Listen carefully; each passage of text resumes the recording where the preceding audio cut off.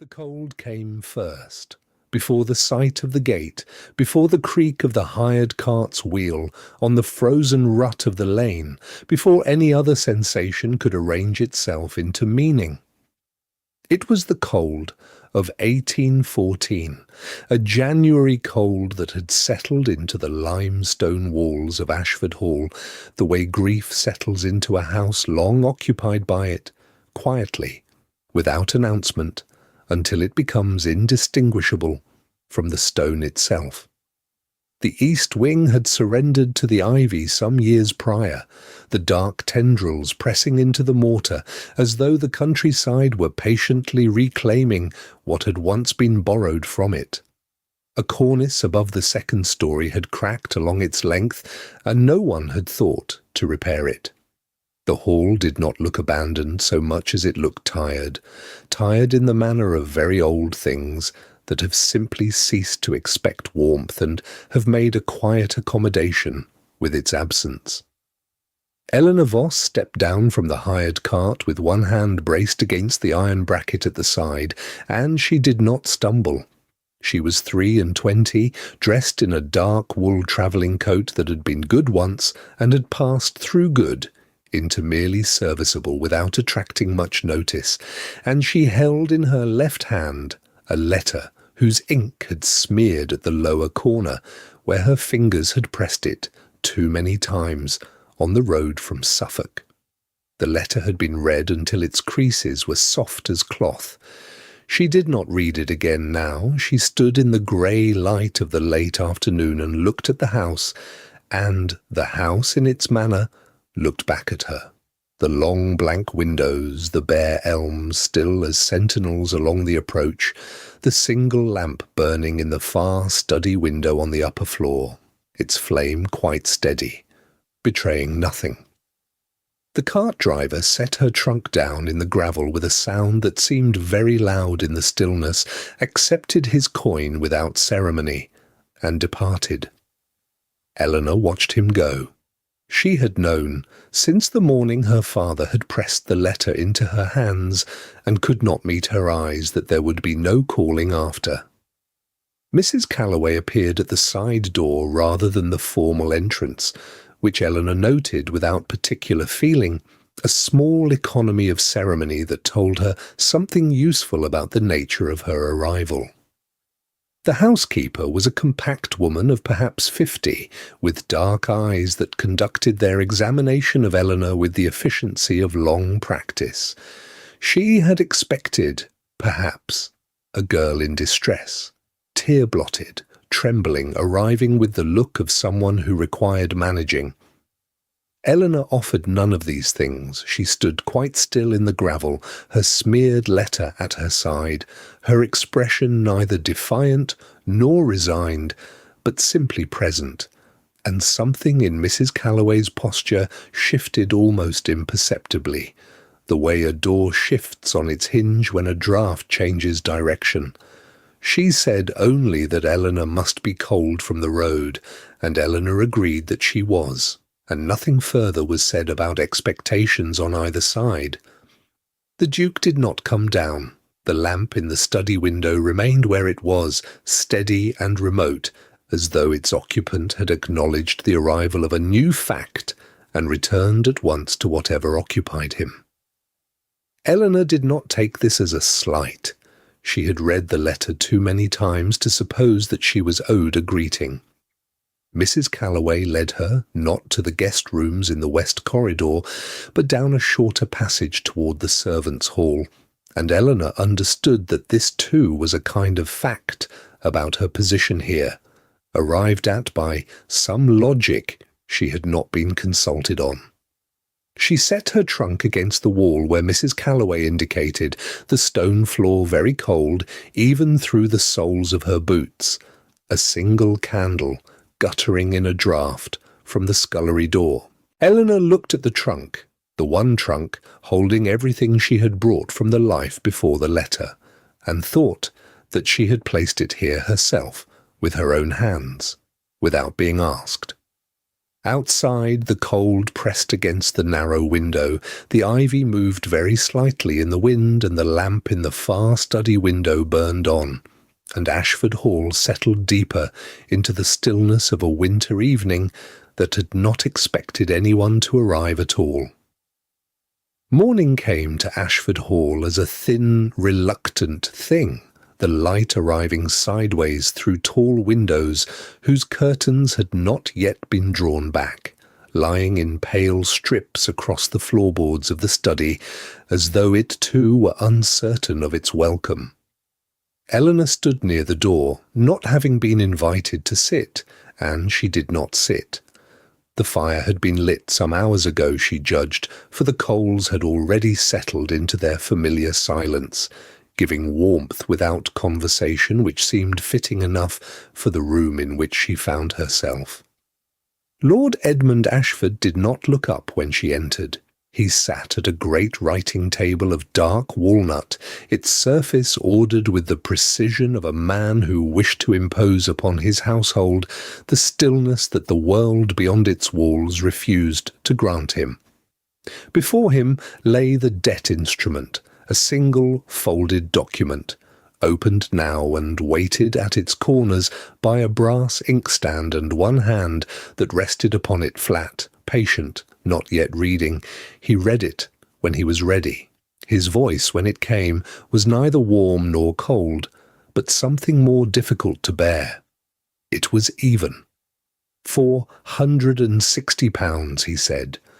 The words arrived without ceremony, without apology, without the small cruelties a lesser man might have threaded between them. Her father's name, the date, the signature at the foot, that familiar looping hand she had watched sign birthday letters, household accounts, Christmas greetings, now attached to this. Eleanor kept her eyes level and her breathing quiet, which required more from her than she would have wished anyone to observe. It was the flatness of his voice that pressed most heavily.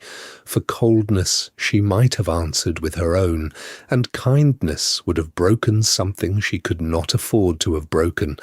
But this measured neutrality, this reading of figures as though they were nothing more than figures, left her without a direction in which to aim herself. She stood, therefore, and was still. The document was folded again. Lord Ashford set it to one side with the same unhurried deliberateness with which a man files away a matter that is now, in its essentials, concluded. And then, not by design, she thought, not with any particular intention, his gaze moved.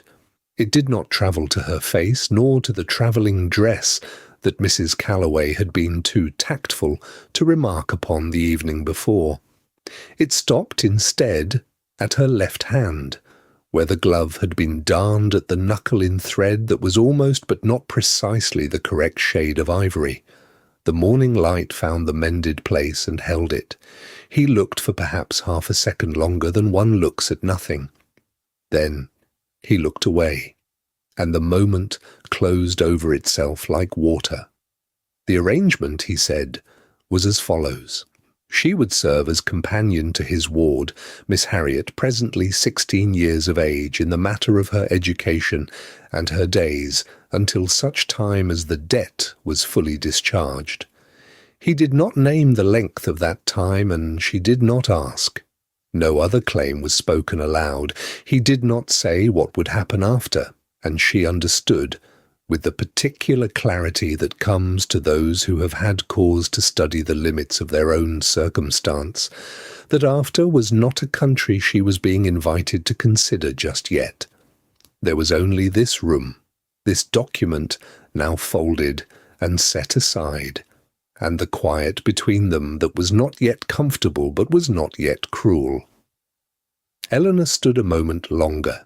The fire breathed slowly behind its grate.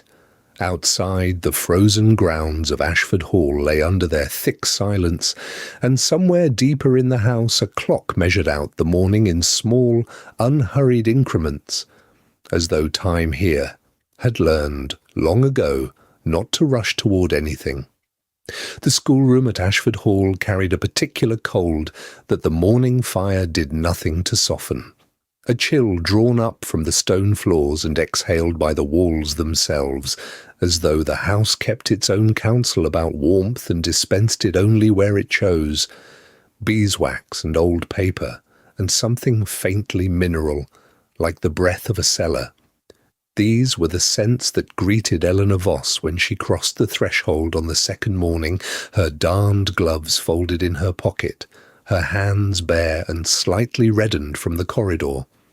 The atlases stood in 3 uneven rows along the lower shelf, and she saw at once that their margins had been claimed, coastlines redrawn in careful ink, inlets named in a hand both deliberate and private. Harriet sat at the central table with the posture of someone who had decided to be unmoved by whatever arrived next. She was 16 and slight and possessed of the particular sharpness that comes from having read widely, without anyone yet taking one's reading seriously. She looked up when Eleanor entered, and before any greeting had quite settled between them, she recited a line from Ovid, deliberately misquoted, a verb transposed, a case bent sideways, and watched with bright, unreadable eyes to see whether her new companion would notice or merely smile and proceed. Eleanor set her hands flat upon the back of the chair opposite and said, quietly, that she believed the line ran rather differently, and gave it as it stood in the original, without flourish or reproach, and Harriet was still for the space of 3 full breaths before she said that she had wondered. They did not discuss it further. That single correction made a door where there had been a wall, and both of them understood this without remarking upon it. They began to read together from a battered copy of the Metamorphoses, its spine repaired twice in mismatched thread, its pages furred at the corners from much handling. Harriet read aloud with precision and translated into English as she went, and Eleanor listened, and occasionally offered a word when the sense seemed to want one, and the fire said what small things fires say when rooms are otherwise quiet. It was perhaps an hour into this that Eleanor noticed, without shifting her expression or her attention, that Harriet's shoulders had risen sharply when a door somewhere down the corridor had struck its frame in a sudden draught, the whole posture of the girl contracting inward for just a moment before releasing again. Eleanor noticed and stored it, as one stores a detail whose meaning is not yet fully legible, understanding that understanding would come in its own season and should not be forced. She did not look toward Harriet's face. She continued reading. Some while after that, Harriet's voice slowed, grew softer in register, and dropped entirely mid-sentence, somewhere in the middle of Daphne's transformation. The book listing in her loosened hand, her cheek finding its rest against her folded arm. She slept, the way the very young sometimes sleep, completely, without self-consciousness, all her sharpness laid down like something borrowed. Eleanor took the book from where it had settled, marked the page with a slip of paper, and placed it at a careful distance. She did not wake the girl. She sat in the chair beside the fire, and she read on alone. It was in this arrangement that Edmund Ashford came to pass the open door, not entering, not announcing himself, only pausing in the frame with the low afternoon light behind him. And he stood there long enough to see the sleeping ward, and the still woman reading, and the fire doing its patient work. And then he moved on without a word, carrying whatever he had seen with him down the quiet hall. The library at Ashford Hall breathed differently in the early afternoon, when the pale winter light moved low across the shelves and the fire had settled to a steady, amber murmur. And it was into this particular hush that Eleanor came on the 4th day, not with any great purpose, but simply because the cold of the upper corridor had driven her downward, and the library she had already learned, was the one room in the house that held its warmth like a confidence. She was not searching for anything. She had drawn the atlas back to its proper shelf the evening before, and Harriet was at her pianoforte lesson, and there was a long, unspecified hour before supper that belonged to no one in particular, which is to say, it belonged, if such hours could be said to belong anywhere, to Eleanor herself. It was the window seat she moved toward, that broad stone ledge dressed in faded blue wool, for she had noticed on the previous afternoon that the light gathered there longest, and she wished only to sit quietly and watch the snow-flattened garden grow indistinct in the gathering grey. But as she drew near, she saw that the seat was not quite empty. A small volume rested there, placed with a deliberateness that distinguished it from anything merely forgotten, its spine toward the room, its cover a soft brown worn pale at the corners, and it was a collected edition of Cowper's poems, the pages well handled, the binding honest with age. There was no name written inside the cover, no card, no visible token of origin. Eleanor stood for a moment considering it the way one pauses before a door that has been left open, without explanation. Then she sat, and she read, and the afternoon moved quietly around her. It was on the 43rd page that she found the line underscored in old ink, in a hand that was neither hurried nor careless. I crown thee, king of intimate delights. The underscore was thin and certain, drawn with the steady pressure of someone who had wished to keep a thing, and the ink had aged to the colour of dried lavender. Eleanor read the line twice and then once more, not aloud, and then she closed the book and held it for a time in her lap, while the fire shifted softly behind her, and the garden outside deepened toward dusk. She did not mention it at supper. She pressed a small dry leaf, one that had fallen from the arrangement on the hall table and lodged against the window latch, between the pages to mark the place, and she returned the volume to the shelf with the same deliberateness with which it had been placed upon the seat, so that whoever had left it there would know, if they came to look, that it had been read. At supper the candles were lit early against the early dark, and the table was small enough that the four of them, the Duke, Harriet, Mrs. Calloway, and Eleanor herself, sat in a companionable arrangement that conversation filled without ever crowding.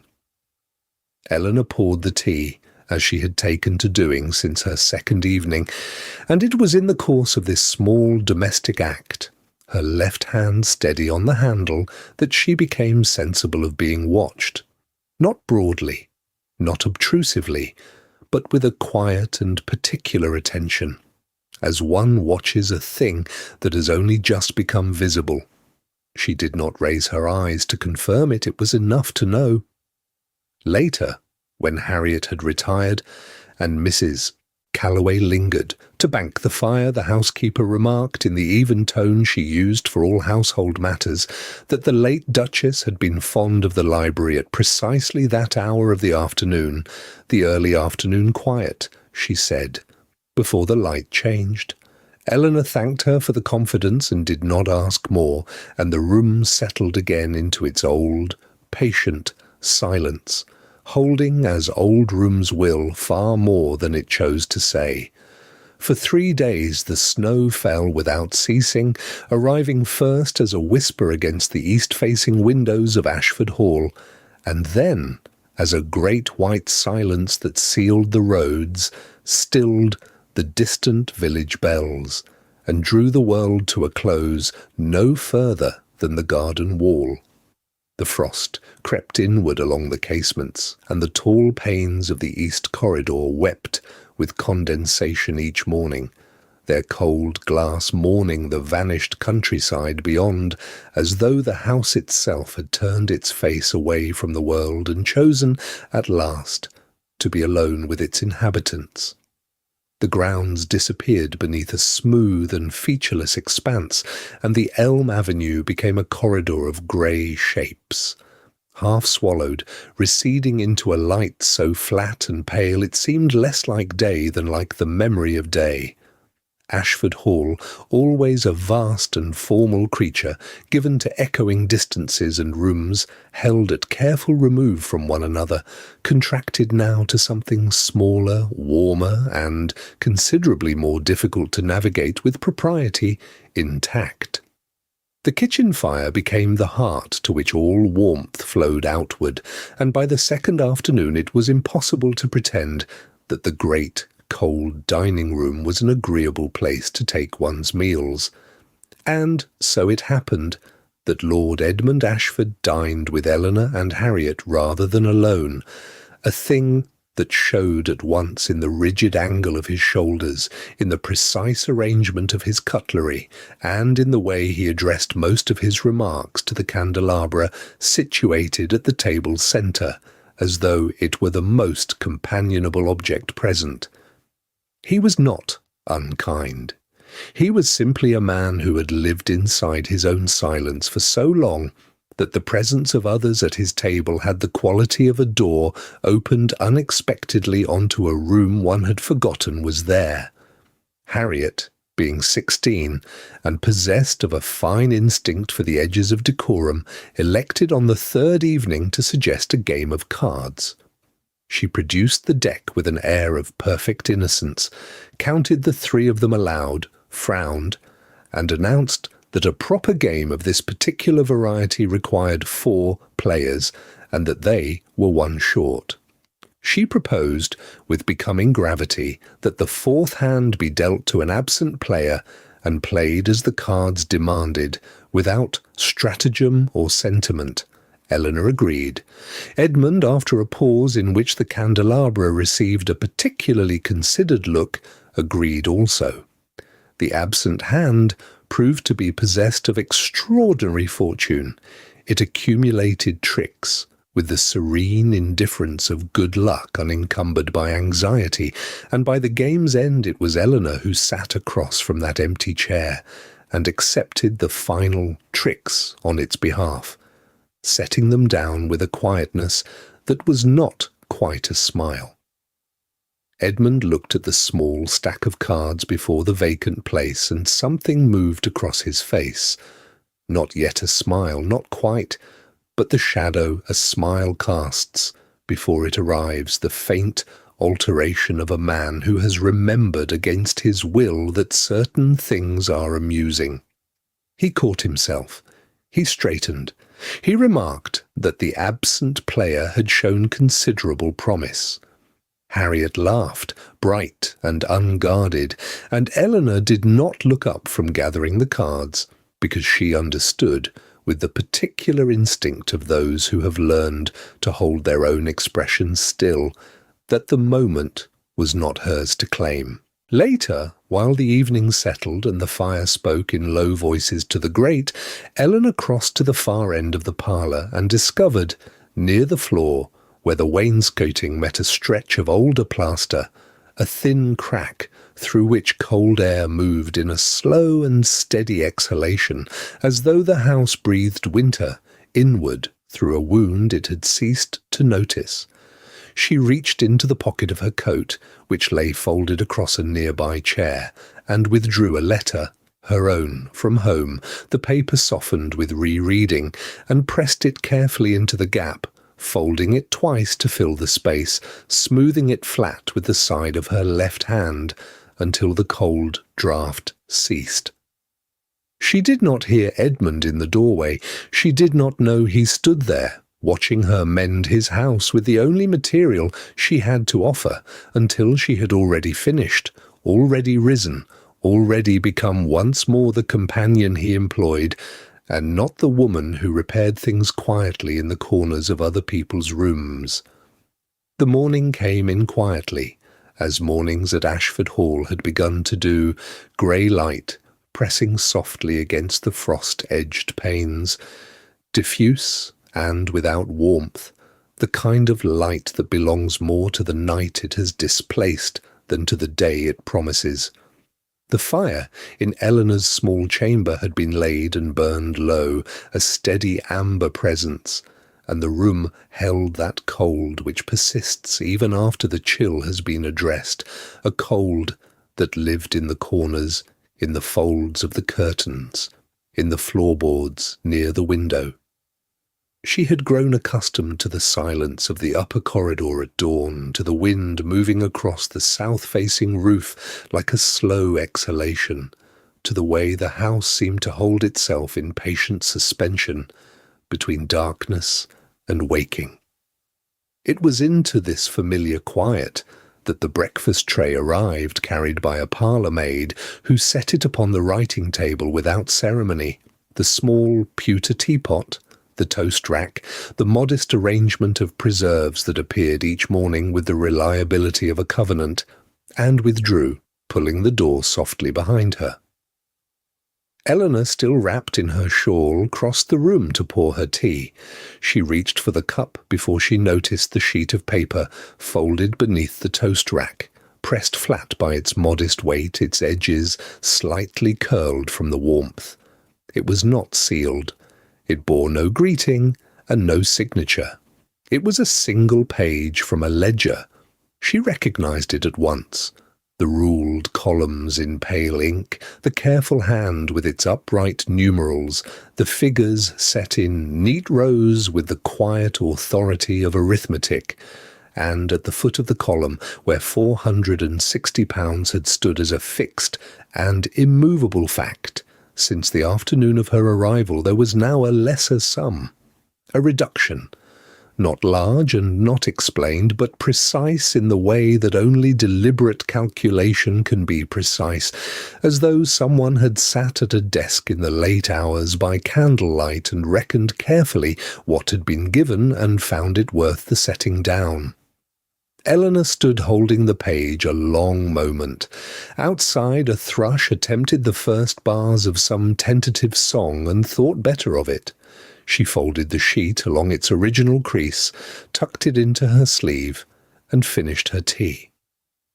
The Duke's study was on the ground floor, east-facing, a room that smelled of old paper and beeswax, and the mineral cold of windows that faced the morning. At this hour the door stood half open, which she had come to understand meant he was present, but not yet occupied with anything he could not set aside. She knocked, nevertheless, her knuckle light against the dark wood.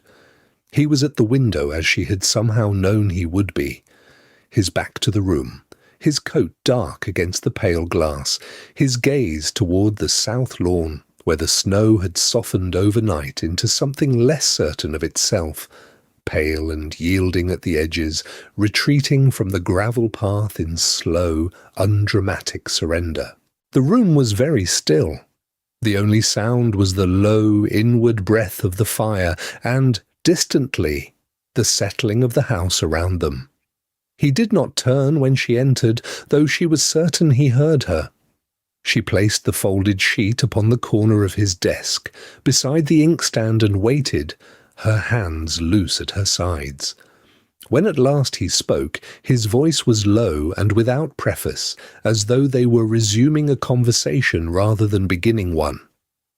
He said that Miss Harriet had not slept peacefully in 2 years, not since before her mother's long illness had drawn the household into its shadow, and that this week she had slept through every night without waking and had come to breakfast with colour in her cheeks. He said nothing further. The words settled into the room the way embers settle, quietly, without announcement. Eleanor looked at the ledger sheet on the desk between them and felt the strange weight of a thing that could not quite be named, not gratitude, not obligation, not relief, but something that partook of all three. She asked, carefully, whether the reduction was charity. He turned then. His expression was not unkind. He said it was an accurate accounting of work performed. Neither of them moved toward the ledger sheet. The fire shifted and settled. On the south lawn the thaw continued its patient, unhurried work. The morning had begun with the particular stillness that settles over a great house when frost has sealed every window and the fires are only just coaxed to life.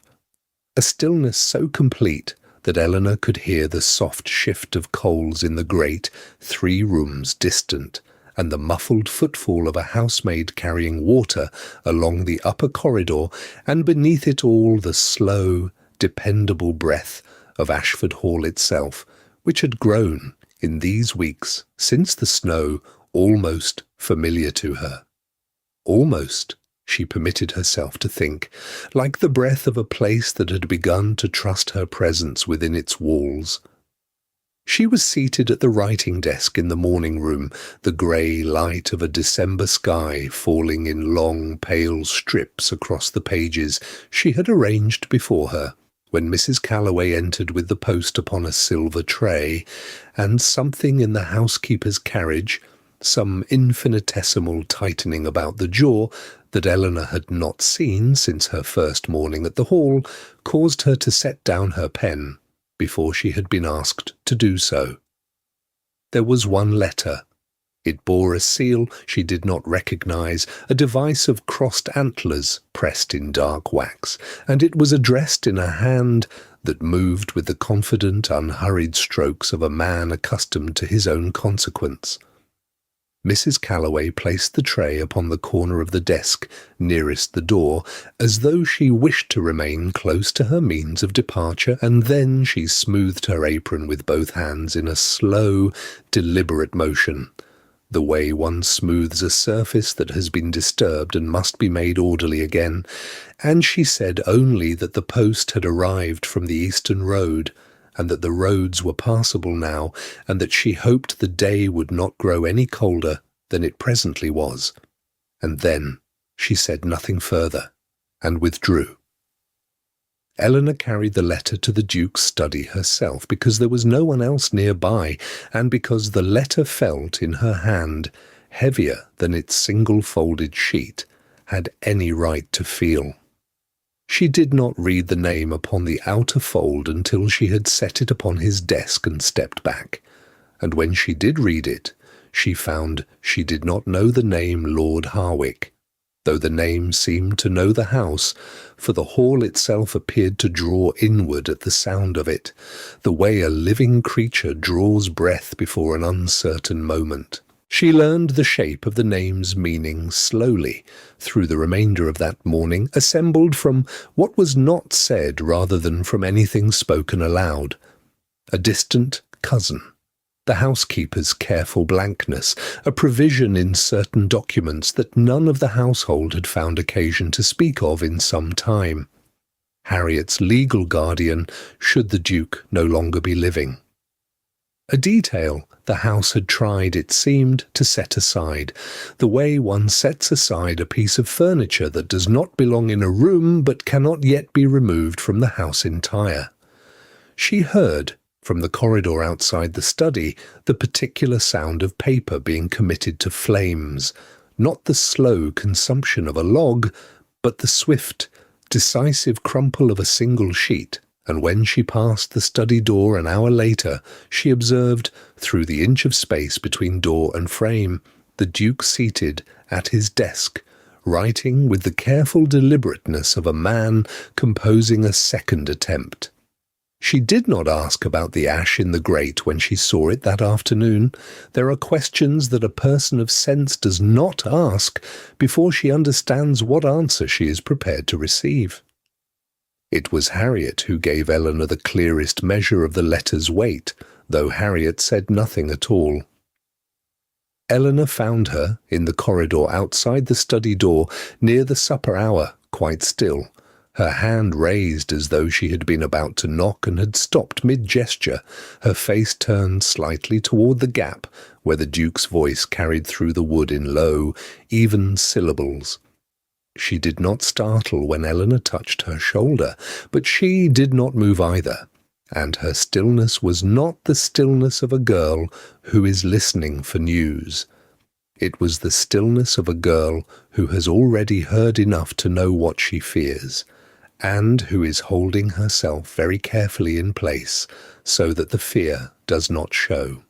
That evening, Eleanor carried the Cowper volume to Harriet's sitting room without being asked, and she read aloud for longer than was customary, her voice unhurried in the deepening quiet, the single candle burning lower and lower until the flame trembled at its last inch of tallow, and the shadows pressed close around the two of them, warm and enclosing as the walls of the hall itself. Neither of them mentioned why they stayed so long past the usual hour. Some companionship requires no naming to be entirely understood. The morning Lord Harwick arrived, Ashford Hall seemed to draw its breath inward, the way a house will when it senses that the air it has carefully warmed is about to be disturbed by a door flung open without ceremony. He came in a well-appointed carriage, lacquered and crest-marked, the horses high-stepping on the frozen gravel as though they too understood the importance of appearances, and he descended with the easy authority of a man who has never in his life been made to wait. He was 50, Lord Harwick, and prosperous in the manner that prosperity sometimes wears when it has never been earned, but only inherited and expanded. His coat fitted without flaw, his boots were unmarked by travel, and his eyes moved across the entrance hall with the quick, cataloguing intelligence of a surveyor who has not yet declared his findings but has already formed them. Eleanor stood with Harriet near the foot of the staircase as Edmund received his cousin, and she felt the hall assess itself through Harwick's gaze, the portrait above the landing, the arrangement of the side table, and then, briefly, with a small and pleasant smile that did not reach anything deeper than his lips, her own hands, which were gloved, and which were darned at the left forefinger, where the wool had worn through in November, and she had mended it herself by candlelight, with the most careful stitches she could manage. He said nothing about the gloves. He did not need to. The smile was the remark, and it lasted only as long as it required to be understood, and then he turned to speak of roads. Dinner that evening was lit by a great many candles, and the table reflected them back in the polished surface of the silver, and the soup was served without incident, and the conversation moved across subjects of no particular weight, the condition of the roads, the likelihood of further snow, a neighbour's recent purchase of a property in Derbyshire, until Lord Harwick, reaching for his glass with a comfortable air, addressed Eleanor directly for the first time. He called her the debt girl. He said it lightly, as one might repeat a jest that had already been told elsewhere and found amusing, his voice carrying the particular tone of a man who expects that what he finds funny will be found funny by all present, and the word was barely out before the table went quiet in the way that rooms go quiet when something has been placed upon the table that does not belong there. Edmund set down his wine-glass. He set it down with deliberate care, without haste, the stem touching the cloth with a sound that was very small and entirely precise, and then he spoke Eleanor's name, her full name, Miss Eleanor Voss, and her position within the household, companion to Miss Harriet, a member of his staff, and a guest at his table, and he said it quietly. And he said it only once, and he did not raise his voice or offer any heat, and when he had finished there was a finality to the silence that followed, which suggested the subject was not to be returned to. Harwick received this with a slight inclination of his head and a smile of a different character than the first, and turned his attention down the table toward Harriet, asking her what progress she had made in her studies, whether she had continued with the Latin that had apparently given her some difficulty in the autumn. Harriet, who was 16, and who had gone very still at the mention of her guardian's name 3 days prior, looked at Lord Harwick now, with a steadiness that was new, and she recited the line from Virgil that she had once misquoted, recited it correctly, every word in its proper order, her voice even and unhurried, and when she finished she held his gaze without looking away. Lord Harriet nodded, as if this were merely satisfactory, and reached again for his wine. Eleanor, watching from her place at the table, found her attention drawn not to Harwick, but to Edmund, to the set of his jaw, to the way his hand rested open and still beside his glass, to the quality of the quiet that he carried now as the conversation moved on around him. She had understood something this evening about the kind of man he was. Not the kind who makes declarations, she thought, the kind whose silence, when it comes, means everything has already been decided. The archive room at Ashford Hall smelled of cold stone and the particular stillness of things long undisturbed, of tallow residue and old iron and the faint mineral breath of plaster that has never once been touched by summer warmth, only by the grey persistence of English winters stretching back beyond memory. Eleanor had come at Mrs. Calloway's request, sent in search of a household ledger recording the linen inventory of 1810, a document the housekeeper required for some sensible domestic purpose that had already half dissolved in Eleanor's mind by the time she descended the narrow servants' stair.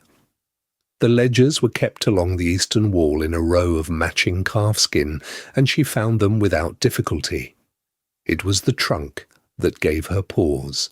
It sat beneath the window where the frost had drawn its intricate ferns across the glass, a heavy oak chest, with iron fittings green with age, its latch not fastened, but merely resting closed, as though someone had set it down in haste and intended to return. She might have left it. She almost did.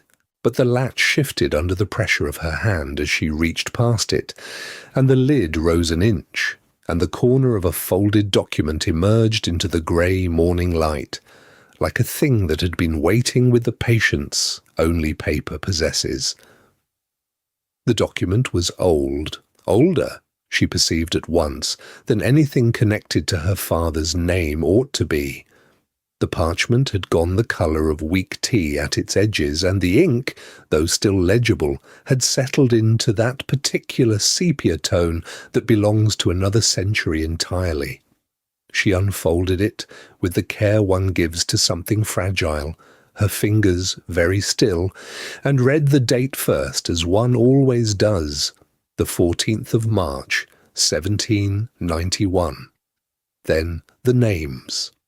Her grandfather's name, Thomas Voss, written in a formal secretary hand above a parcel of land described by compass bearing and field name, land that Eleanor recognised by its boundaries as lying not far from the village where she had spent her girlhood, and there, opposite, the counter-signature of the first Duke of Ashford, Edmund's grandfather, receiving that land in pledge against a sum advanced.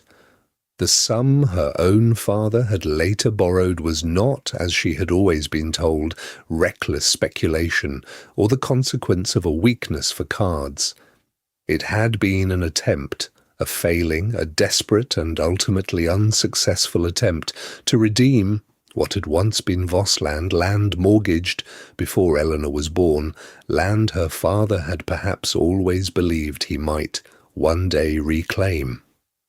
She sat on the cold stone floor for a long moment after she closed the trunk, her back against the oak, the ledger Mrs. Calloway required resting across her lap. The cold rose through her skirts in slow degrees. The frost on the window did not shift.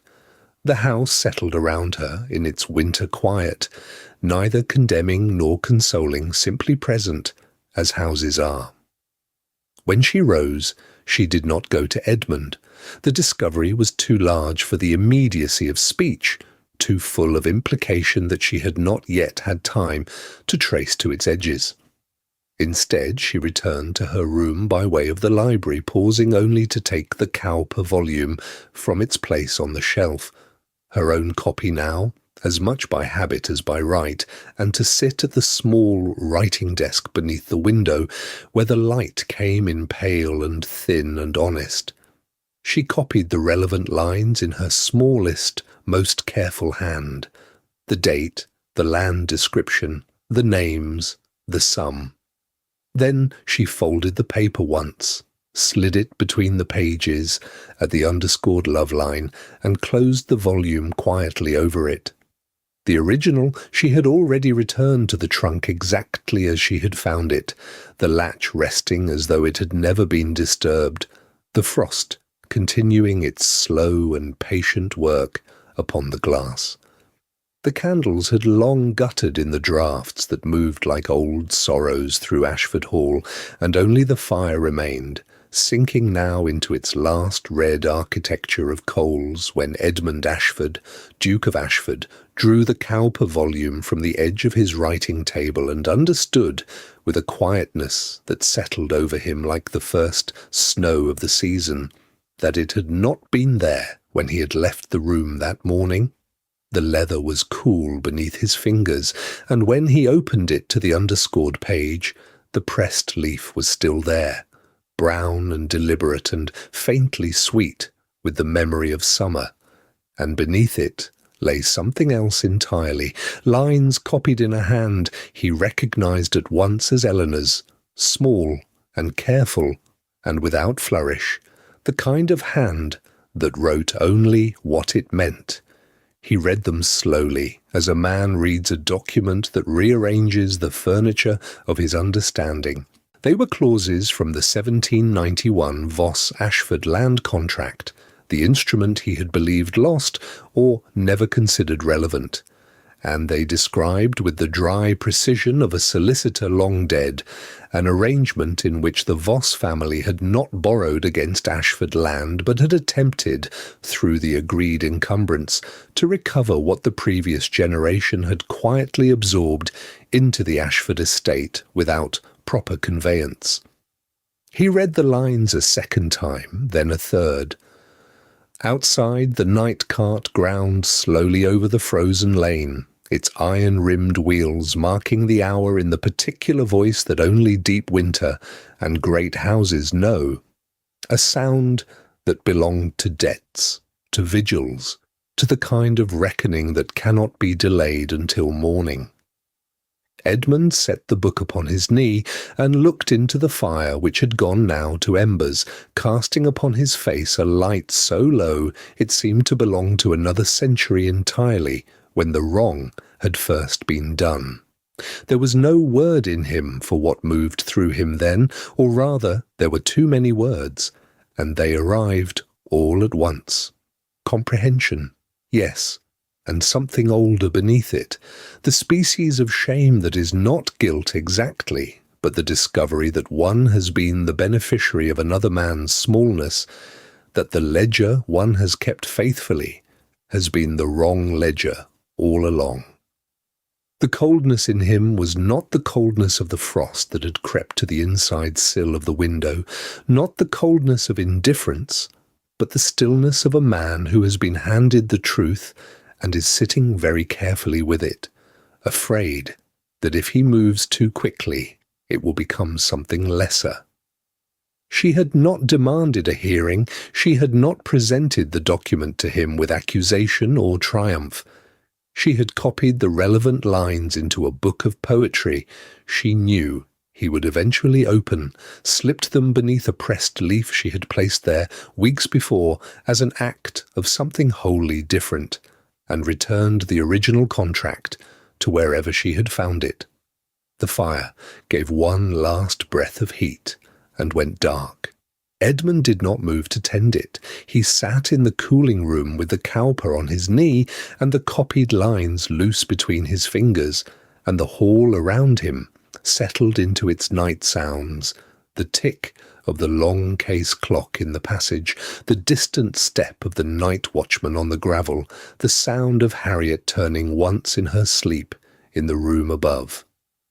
When the first grey suggestion of morning came to the windows, he rose, dressed, without ringing for assistance, and found Mrs. Calloway already in the corridor with her keys at her waist and her face arranged in its expression of careful neutrality, and he asked her, quietly, where the original Voss-Ashford contract was kept, and she told him that Miss Voss had found it in the muniment chest the previous afternoon, and had returned it to its folder before supper, and that she had told no one until now. Edmund nodded once. He looked for a long moment at the closed door of Eleanor's room, the winter light, thin and patient on the floor between them, and he understood, without words sufficient to hold it, that she had given him the truth, and kept nothing for herself, and that this was a thing he did not yet know how to answer, but would. The portrait gallery at Ashford Hall held its breath on winter afternoons in a particular manner, the pale light from the long north windows falling in cold, even sheets across the faces of 3 generations of Ashfords, their painted eyes neither kind nor cruel, merely watchful, as though they had spent a century and a half cataloguing every small human weakness that passed beneath their gilded frames. It was into this gallery that Eleanor Voss walked on the afternoon of the 17th of January, intending only to pass through on her way to the schoolroom, carrying a small volume of botanical prints she had borrowed for Harriet's nature studies, and it was here that she found Lord Harwick waiting. He stood before the largest portrait, Edmund's grandfather, severe in his hunting coat, with his hands clasped behind his back, and the posture was studied, Eleanor perceived at once, arranged to suggest a man at leisure, while every line of him was coiled in readiness. The cold had crept in from the stone walls in that patient, thorough way that old houses understand better than their inhabitants, settling into the curtain folds, pooling at the floor, reminding all present that the house had stood through harder winters than this one, and would stand through harder still.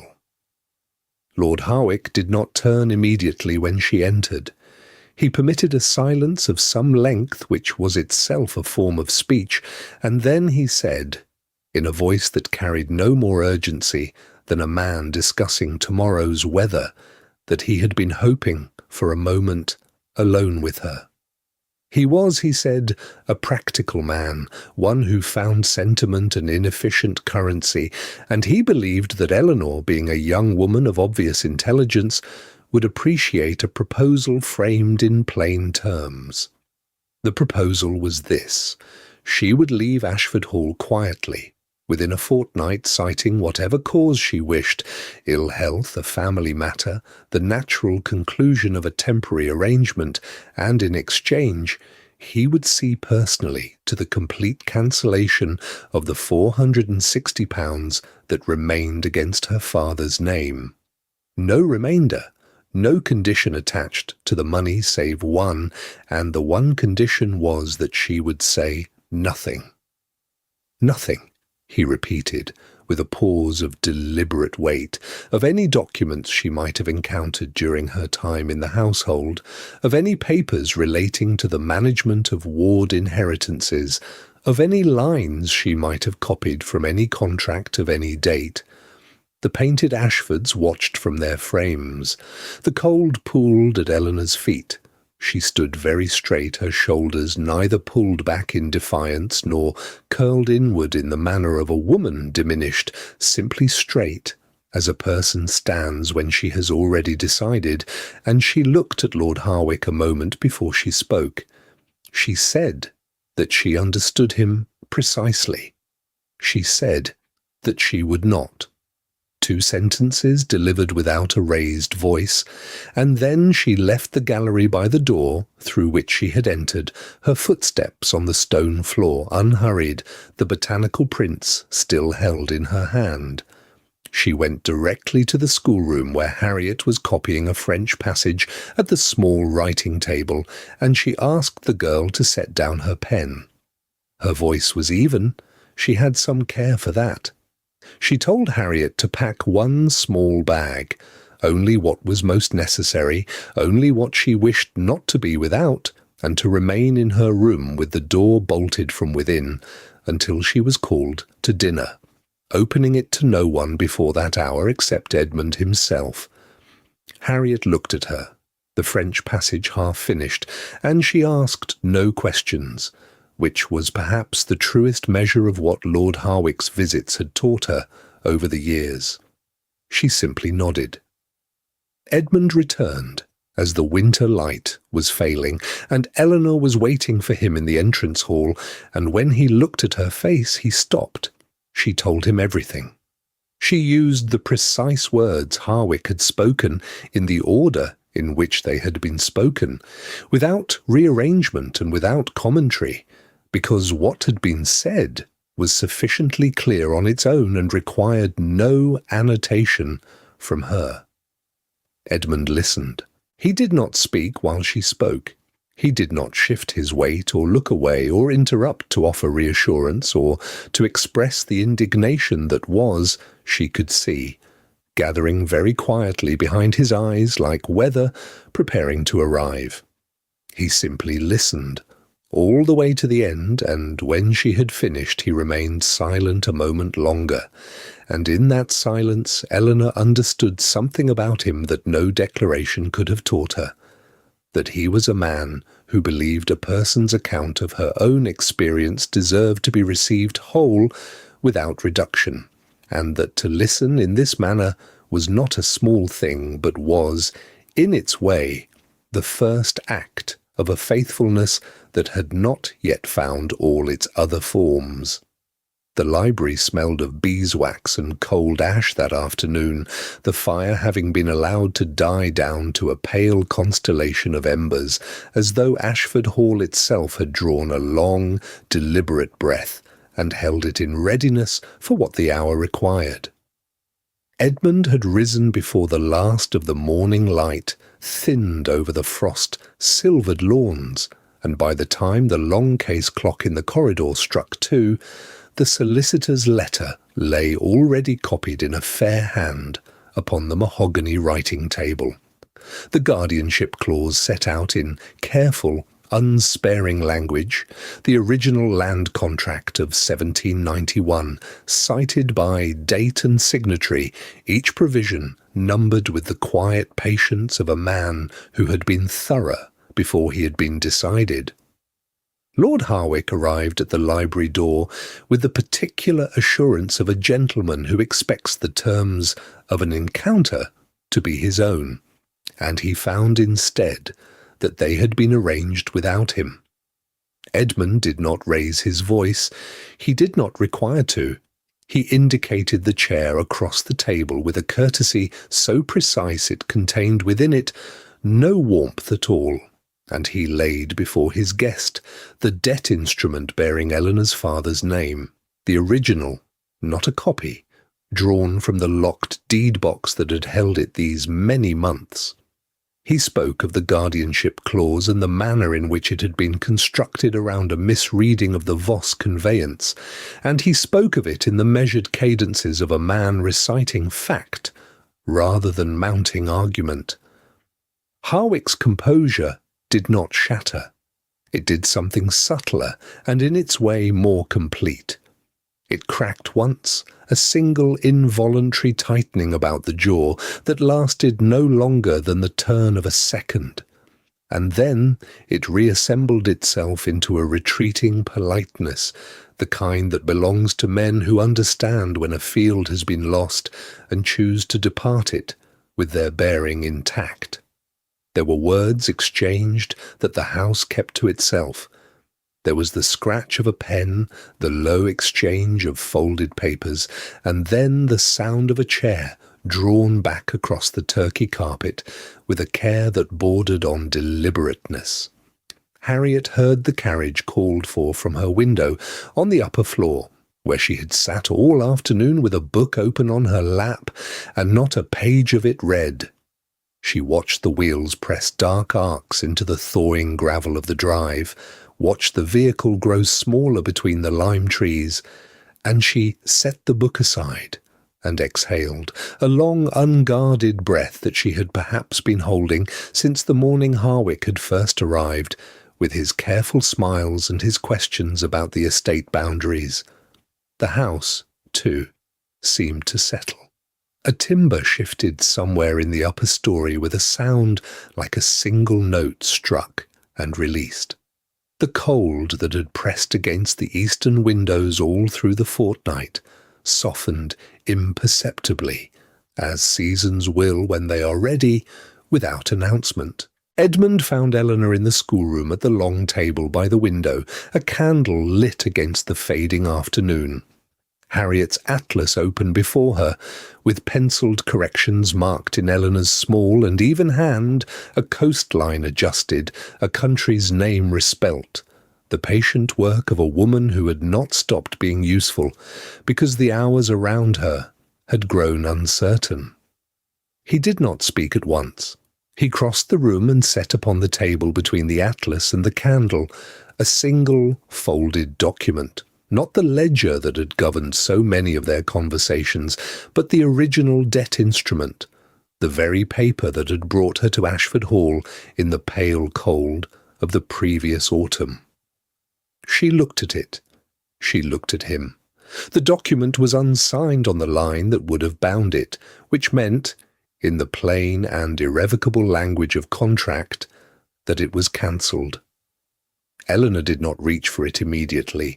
She rested her hand beside it on the table as one might rest a hand near something almost too quiet to trust, and the candle between them burned without flickering in the stillness of that room.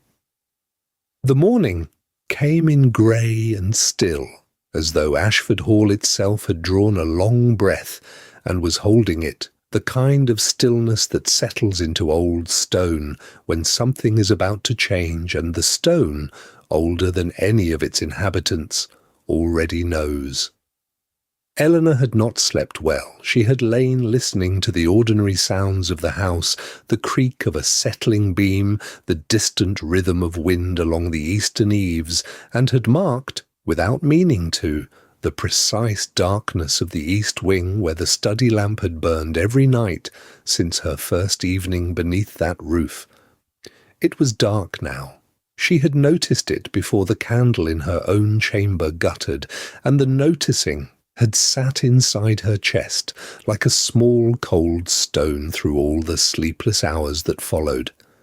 She rose early and dressed with quiet efficiency, and then she stood before the open trunk and understood, for the first time with real clarity, that she had brought very little to Ashford Hall. The dresses she folded were the same dresses she had arrived in. The darned gloves she tucked into the corner. She hesitated over these, held them a moment, then set them down with the particular care one gives to objects that have witnessed rather more than they were designed for. The trunk was no fuller than it had been on the cart from her father's house, and there was something in that plainness that she could not quite account for, some mild bewilderment as though she had expected the act of living somewhere for months to leave a greater material residue. Harriet came before breakfast. She moved with the self-conscious gravity of a girl who has decided to be brave and is finding the decision more costly than she had estimated, and she was carrying a slim volume, one of the great illustrated atlases from the long table in the South Library, its margins thick with Eleanor's own pencilled annotations, the coastlines of Portugal and the Adriatic half-traced, half-finished, left open like a question. She held it out and said, with great care, "So you can finish the coastlines somewhere," as though she were presenting a practical solution to a problem of geography, rather than speaking the only words she could manage. Eleanor took the atlas. She did not trust herself to say very much in return, and so she said only that she would, and she pressed Harriet's hand once, and Harriet nodded with tremendous dignity and withdrew. Mrs. Calloway came next and said nothing at all beyond the ordinary civilities.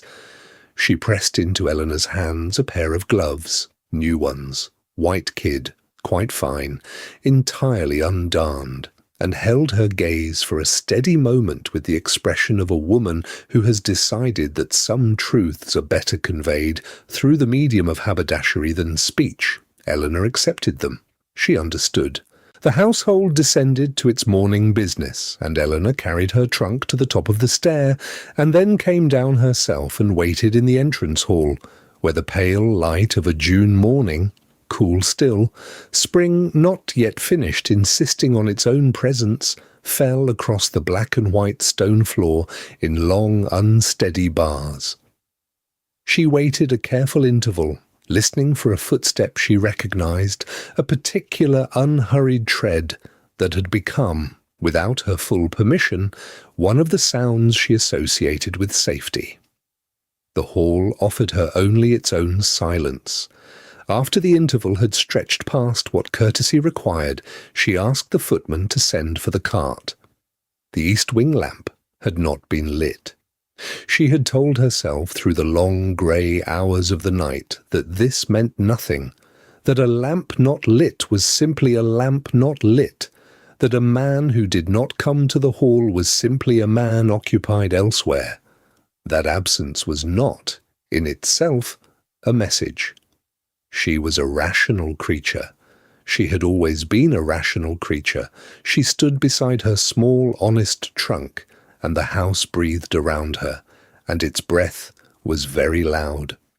The lane gate stood where the gravel of Ashford Hall dissolved into the public road, and on the morning of Eleanor's departure, the frost had not yet lifted from the iron latch, so that the metal wore a thin white fur, like something newly woken and uncertain of the season.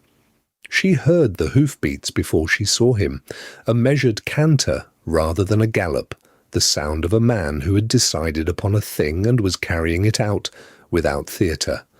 And when the cart rounded the final curve of the lime avenue, Lord Edmund Ashford was already there, not astride the gate, not planted across the road as a barrier might be, but simply stopped beside it on the grey gelding he preferred in winter, his coat collar turned against the air, his posture carrying that particular stillness Eleanor had come to recognise as the outward form of an interior argument recently resolved. He said nothing at first. He allowed the cart to slow of its own accord, allowed the old horse to blow and settle, and in that interval the hall behind Eleanor seemed to draw a long breath of its own. The east wing cold and unlit at her back, for the first time since she could remember the household's rhythm. Then Edmund spoke, and he spoke without preamble, without the formal architecture of address that might have given either of them somewhere comfortable to stand. The debt, he said, had not been the reason he had reduced it. He had reduced it because the original sum had been inflated by his steward's error, and corrected figures demanded correction. But that was a matter of arithmetic and not of feeling, and he wished her to understand the distinction. The land contract, he continued, was not the reason he was here now. It had been reviewed and set aside, as she knew, and its setting aside had required nothing of her, and asked nothing further. These were plain facts he had perhaps withheld too long behind the easier language of business, and he was telling her now because she deserved accuracy. Eleanor, who had held Harriet's annotated atlas in her lap for the whole of the drive, its leather cover warm from the girl's last long embrace, set it carefully on the cart seat beside her. Her hands, enclosed in Mrs. Calloway's new undarned gloves, rested quiet in her lap afterward, and she did not speak yet, because she understood without being told that he had not finished. What he asked next was not a command. Edmund Ashford had commanded a great deal in his stewardship of this estate, had directed and decided and administered across 11 years of widowed solitude, and Eleanor had heard the register of his authority often enough to know it was entirely absent from his voice as he framed the single question that followed. He asked whether she would consider remaining at Ashford Hall, not as a companion, for Harriet required no formal companion when the spring term began, and not as a servant, for she had never truly occupied that station regardless of what the initial arrangement had been named. He paused there as though the architecture of the remaining words required particular care, and then he said, as something the house had not had in 11 years, and something he found he could not watch drive away in a hired cart without first asking. The lime trees stood very still.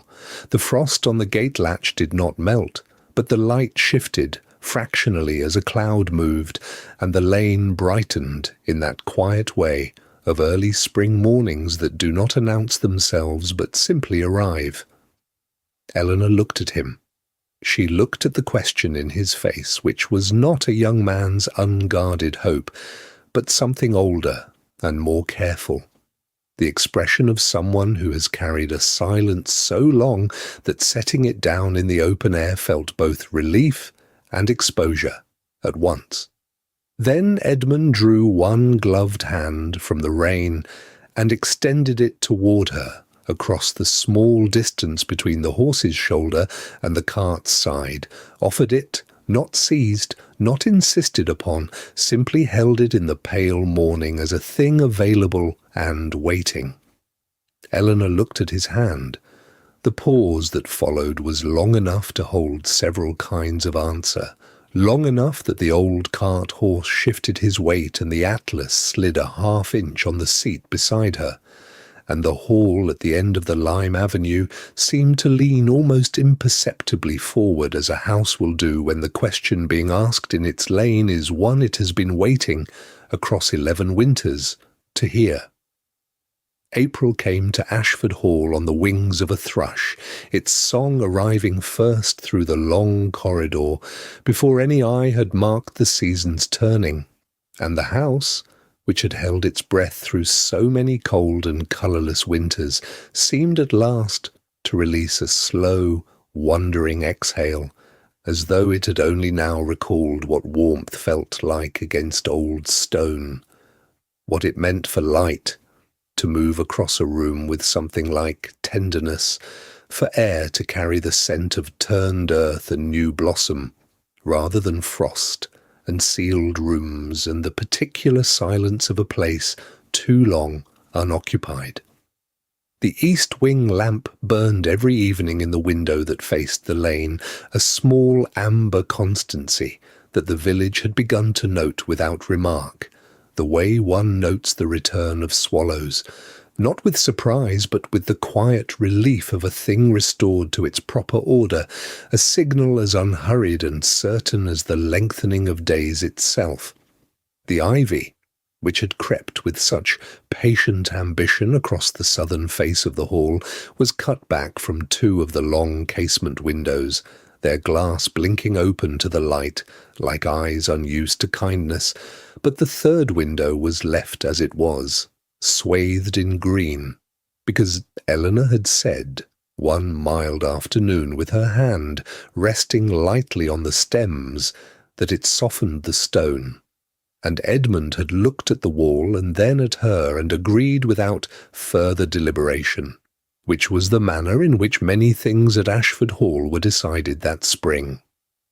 In the schoolroom, Harriet's atlas lay finished and spread wide across the long table, its coastlines traced at last in careful ink, the wavering lines of unfamiliar shores following each other from one page to the next with a steadiness that would have seemed impossible to the girl who had arrived at that same table in autumn, with her pen held at the wrong angle, and her confidence held lower still.